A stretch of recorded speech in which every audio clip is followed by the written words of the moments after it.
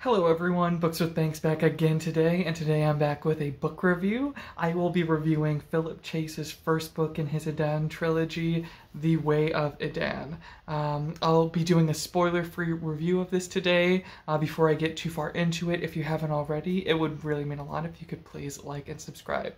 Thank you so much, and without further ado, let's get into the review.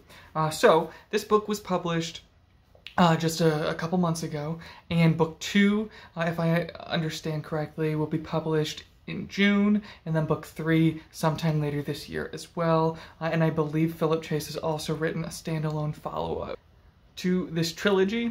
So this is just the first steps we're taking into this world of Jormungand is the location, the setting, but a little bit more on the story, what this book is, before I get into my thoughts about it. So basically what we have going on here is a book about a religious war. You have, sure, your different divided kingdoms, all with fascinating and rich backstories that get touched on, some explored a little more than others throughout the novel, and many of them worship certain combinations of different, more ancient gods. Some of them have different viewpoints on like the more ancient powers that used to be in this land before humanity in its current form and its current political kind of breakdown of nations, before they were really here and started to establish their own religions. Now that these human kingdoms have risen up though, the one sort of more monotheistic religion, the Way of Edan, blessed be the eternal, that's something they say all the time, but this one religion it's very powerful, and they are trying to, the priests of this religion, its followers, have really kind of gotten their claws into the political court and situation in one of these human kingdoms, and so now the priests and the church of Edan are working with this political, powerful nation, militaristic sort of nation, to begin their conquest of, they say, the kingdom to the south of them, and then maybe more and more and more kingdoms as the series goes along. And so that's kind of just the general setting, what's going on here. With the characters themselves, is we actually have a character named Dayraven who's our protagonist. And he and his friend Imhar are, after Dayraven goes through some sort of mystical changes, some early inciting incidents that I won't spoil, I won't give too much away about those, but after he goes through that, he and his friend are basically then set on a quest, a journey. So sure, I did talk about the religious war aspect of this. There are some battles, there is some military fantasy, but if you're not a fan of military fantasy, fear not, most of this book is a journeys book, is a quest sort of book. People crossing the land, inn to inn, you know, that sort of thing. Dayraven and his friend Imhar, on their journey, they're a little younger, a little maybe naive about certain perils around them, and so they get into a number of problems, and they aren't necessarily able to complete their quest in as straight or direct a line as possible, or as one might hope, or one might expect at first when us readers, when we kind of first get the plan or the roadmap laid out for where we think these characters are heading or might end up by the end of the book. I don't think this is really spoilers, but that's not really how things play out, despite those kind of early, again, like roadmaps, suggestions of where these characters should go, who they should meet, all that. Things get mixed up, changed around, people find themselves running headfirst into situations that they really maybe should have just been better off steering clear of, but I think it's all done in a very convincing and believable way, and so of course this journey that these two friends, these two young men are on, this journey somehow winds up intersecting with the religious war at hand. And beyond that, I will say there are primarily two other main kind of storylines, story threads that are going on in this book. You have all of the political kind of tensions and stuff with the priests of the main capital city of the main kingdom here, and the like supreme priest Bledla, and his other like high priests around him, and they're all kind of like weird schemes, and a lot of that's still a little bit mysterious, who's actually supporting whom.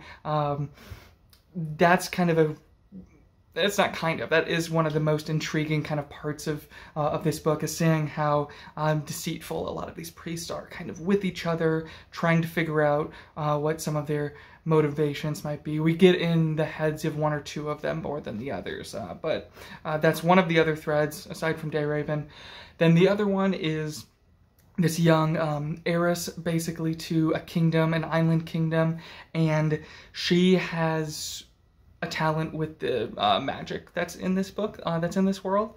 There is magic in these. I'll explain that a little bit too. But this character, this heiress lady, she is basically in charge of completing missions to get information about the impending religious war, and then figuring out how to use that information to I guess, really just preserve as much of the kingdom, as much of the lands as possible, as much of the different cultures and peoples on the main continent and on her island kingdom as possible. But yeah, so I'd say her storyline is probably the smallest here, but kind of because of that, every time that she pops up, I think we're very interested in seeing what she's up to. Her name is Sakara, or Sequara. Very fascinating character there. But yeah, so those are basically your three main threads: Dayraven and his friend on their journey, the priests in the capital of Torland and their scheming, and then Sakara and her interventions and travels through and around, and kind of dodging around the war at hand. Alright, so that's basically what this book is about. And again, because it's the first in a trilogy, it sets up a lot of what I think we can assume to be the wars to come, the battles to come. And there's also a hefty amount of world building and kind of lore expositing here, which I think Chase accomplishes very believably. He has so the Dweorg characters are basically dwarves, and one of these Dweorg characters, I won't say exactly whose storyline they find themselves in, or which characters run into them. However, one of these characters is a lore master and wants to train another one of our main characters to be a lore master as well, or sees the potential for this other character to learn all of these stories and legends. And so that's how, one of the ways that Chase is able to sneak some of these stories, this background that he's clearly fleshed out, just a massive backlog in like history and whatever, just the lore behind this story is so, it feels immense. And I think it also feels like we're kind of just skimming the surface of the stories that Philip Chase probably knows in his mind and might share with us in future books in this series. All of these legends that led the world to being the way it is now, why dwarves are the way they are, why elves are kind of around. Elves are very mysterious and interesting here, very much tied to that magic.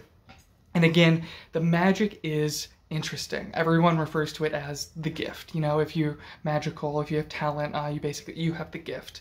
And I would say that, quite simply, it's the gift of compassion, but on like on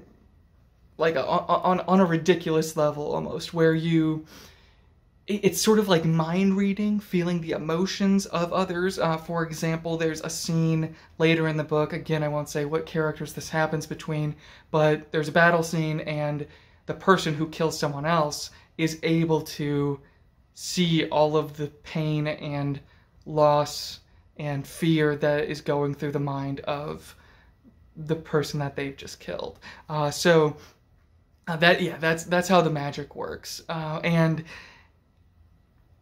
it seems like through that power, some of the more powerful people with this ability, in particular, a lot of the priests of Edan, or even the priests that are working with the armies of the other kingdoms that are being attacked, that are on the defense. A lot of these priests and sorcerers have an ability, or through this ability can control others, sort of, or to an extent. And so, sure, in this book, if you're looking for more classic kind of fantasy stuff, I will say this book touches on some of those things. I already mentioned a dwarf sort of race, and then you also have the elves mentioned. There's also orc-like creatures, there's trolls, and these things are... they seem to be just a little bit more animalistic, and maybe therefore it's easier for sorcerers and priests and whatnot to control them and send them kind of as the vanguard into war. I thought that was a really interesting way to demonstrate the magic and kind of how terrifying this sort of mind control, sympathetic kind of magic can be twisted to violent ends. Yeah, so that's kind of how the magic works. And yeah, I think that probably does it for kind of, I'm trying to be broad enough overview of what happens in the book. But now let's talk about one of my favorite things about this book. And that's the themes, and in particular, the theme of fear. And here, my arm's getting tired, sorry. The theme of fear, and how fear is such a powerful motivator. This wonderful, miraculous sort of thing happens early on in the book, in the first 20, 30 pages or so. And immediately, there are people in this town in which this miracle happens that are fearful of it, and they just want to kill the person that the miracle happened to because they think it's devilish, they think it's witchy, they think there's something terrifying in the unknowability of, and the mystery of what just happened there.